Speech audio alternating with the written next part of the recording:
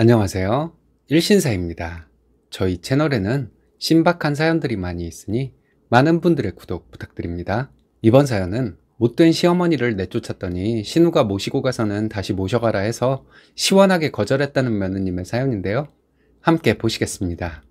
안녕하세요. 시어머니 모시고 1년간 살다 시어머니를 내쫓은 못된 며느리입니다. 시어머니와 사는 동안 너무 힘들었어요. 시어머니 때문에 힘들기도 했지만 막무가내로 시어머니 편만 들며 저와 남편을 괴롭히던 신우 때문에 더 힘들었습니다. 지금은 마음 편히 살고 있어요. 저희 결혼할 때 홀어머니 혼자 살게 둘 수 없다 생각해서 좋은 마음으로 합가해서 살기로 했던 것이었습니다. 결혼 전에 남편은 시어머니와 둘이 살고 있었어요. 그 집을 팔아서 나온 돈은 시어머니가 가지고 계시고 저희는 둘이 모은 돈과 대출받은 돈으로 좀 더 넓은 집에서 시어머니 모시고 살았습니다. 집 명의는 남편과 저 공동 명의로 했고 맞벌이하며 갚아나가고 있어요. 저는 시어머니와 함께 살 때 정말 순종적인 며느리였다고 자신있게 말할 수 있습니다. 시어머니는 별의별 일을 다 꼬투리 잡아서 신우에게 고자질하고 신우는 제가 정성을 다하지 않는다고 난리를 치는 일이 계속 반복되었어요. 너무 힘들었고 남편도 힘들어했습니다. 시어머니는 집에서 할 일 없이 계시다 보니 심심해서 그런가 저희를 괴롭히는 것을 낙으로 삼았던 것 같아요. 그렇지 않고서야 그런 식으로 말하고 행동할 수는 없죠. 반찬 가지고 타박하는 것은 기본이고 청소, 빨래, 설거지 등의 가사일, 제가 출근할 때 입는 옷, 방 정리 상태 등 온갖 것을 가지고 트집 잡고 잔소리를 했어요.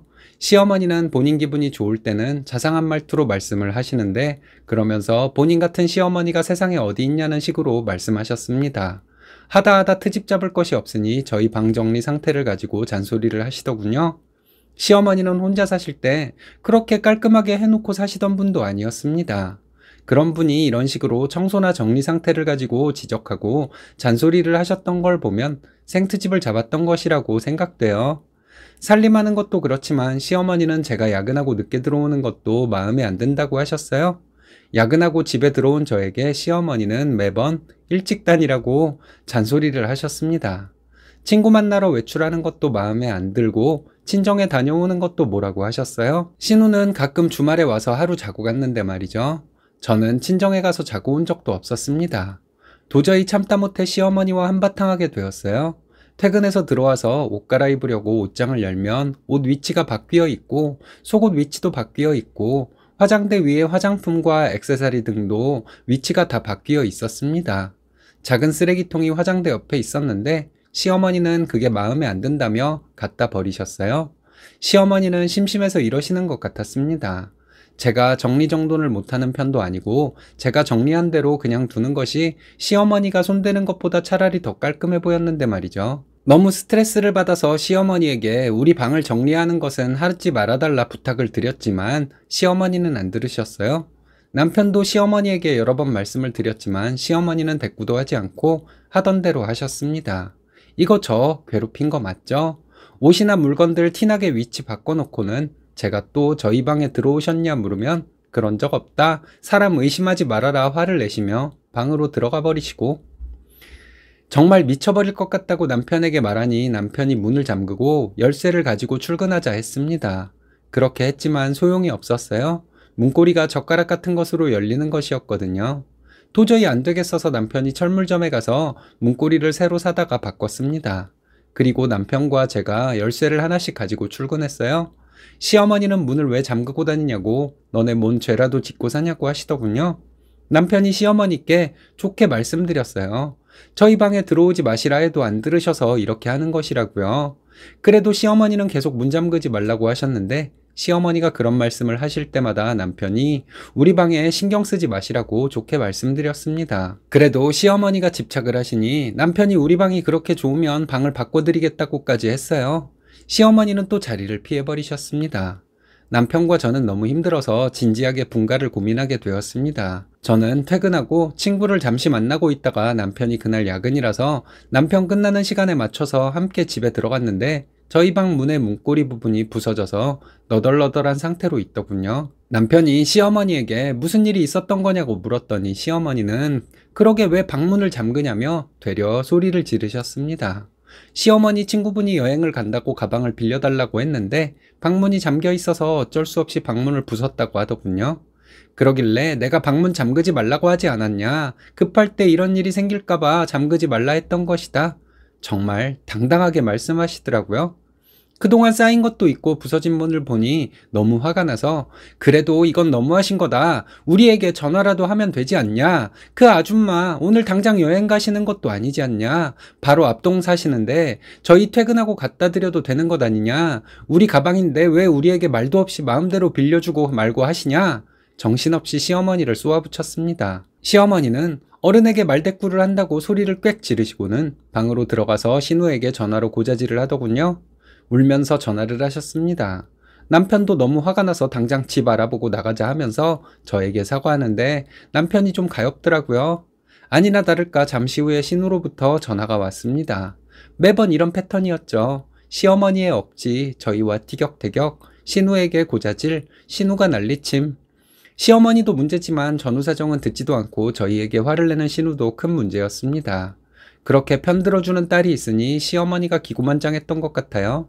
신우가 저에게 너 우리 엄마한테 뭐라 했길래 엄마가 울면서 전화를 했냐고 물었습니다. 전후 사정을 간단히 설명하고 그런 일이 있어서 시어머니에게 너무하셨다고 했다 라고 설명했더니 신우는 소리를 지르면서 당장 갈 테니 기다리고 있으라 하더군요. 마음대로 하라 했습니다. 신우는 당장 가서 니년 버르장머리를 고쳐놓겠다나요? 그리고 20분도 안 돼서 신우가 집에 왔습니다. 오자마자 신우는 저에게 무릎을 꿇고 본인 얘기를 들으라더군요. 내가 우리 부모님 앞에서도 무릎 꿇은 적이 없는데 왜 그래야 하냐고 했습니다. 신우는 고래고래 소리를 지르면서 말하더라고요. 알아듣기 어려웠지만 대충 이런 얘기였어요.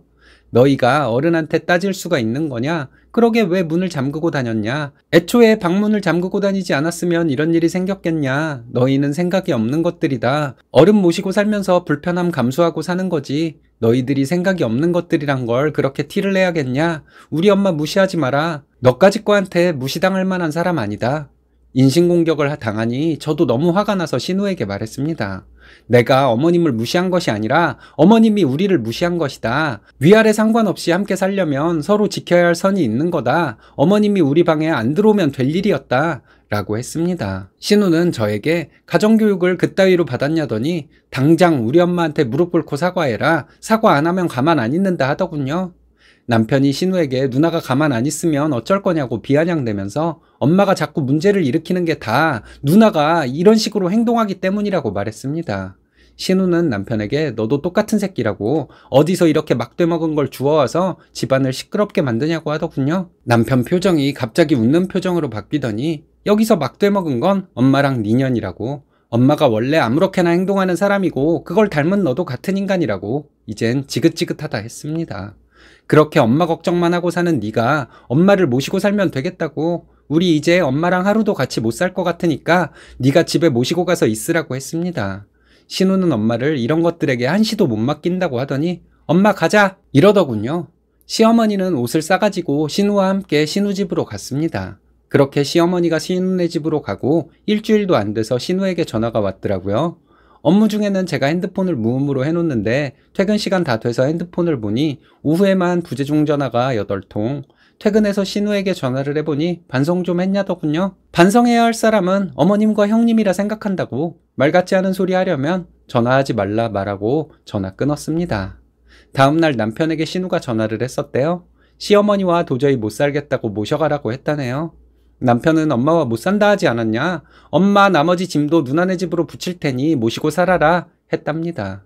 신우가 너는 아들인데 어쩌고 하길래 남편은 내가 아들이라고 특별 대우받은 거 있냐? 누나가 모시고 살다가 엄마가 가지고 있는 집 뺀 돈 누나가 가져도 아무 말 안 하겠다. 효심 깊은 누나가 엄마 비위 맞추면서 잘 살아라 했답니다. 신우는 초등학생 아들 둘이 있고 방 3개짜리 집에서 살고 있거든요. 신우 남편이나 아이들도 불편했을 거예요. 그런데 신우도 시어머니와 계속 사이가 안 좋아지고 있는 것 같습니다. 신우가 본인 입으로 엄마와 도저히 못 살겠다며 모셔가라 한 걸 보면 말이죠. 시어머니가 신우네 집으로 간 지 2주 가까이 되었을 때 저에게 전화를 하셨더라고요. 시어머니는 저보고 남편에게 잘 말해서 데리러 오라 하셨습니다. 저는 절대 어머님과 못 산다 딱 잘라 말했어요. 어머님이 안 계시니 너무 편하고 좋다. 이제 전화도 안 받을 생각이니 할 말 있으면 남편에게 전화하시라 했습니다. 남편은 자기가 알아서 하겠다고 자기 엄마나 누나 전화 받지 말라 하더라고요. 2달 정도 지났는데 며칠에 한 번씩 남편에게 전화가 온다고 합니다. 신우는 시어머니와 못 살겠다고 모셔가라 하고 시어머니도 집에 오고 싶다 하는데 남편은 절대 그렇게 못한다고 한다네요. 그런 소리 계속하면 전화번호도 바꾸고 이사갈 것이라고 했더니 신우와 시어머니가 힘들다는 말만 하고 모셔가라 어째라 하는 말은 안 한다고 합니다. 이대로 살았으면 좋겠어요. 겉보기에는 제가 시어머니를 내쫓은 며느리라서 친정부모님에게 계속 혼나고 있지만 단 하루도 시어머니와 함께 살 수 없을 것 같아요.